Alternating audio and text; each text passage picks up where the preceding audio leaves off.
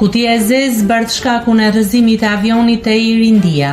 Një defekt i pazakon teknik në sediljen e komandantit të avionit u bë shkak i rrëzimit të avionit në Indi, ku humbën jetën 247 persona, shumica student mjekësie që ndodheshin në një godinë banimi ku u përplas avioni.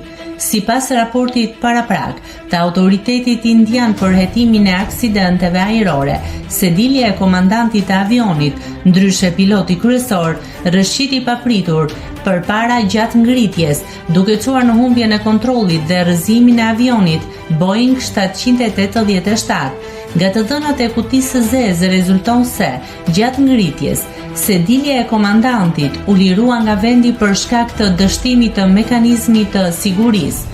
Trupi i tij tërhoqi levat e fuqisë në pozicion neutral duke shkaktuar ulje të menjëhershme të fuqisë së motorëve.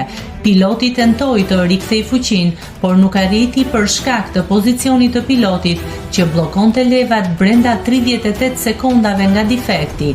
Avioni u përplas në tokë. Sedilja e komandantit nuk ishte testuar pas riparimit. Në rënoja u gjetën vida sigurie të thyera të mekanizmit të sediljes. Sistemi levave të fuqisë së Boeing 787 nuk ka mbrojtje ndaj tërheqjes aksidentale, gjë që e bëri më të lehtë humbjen e kontrollit.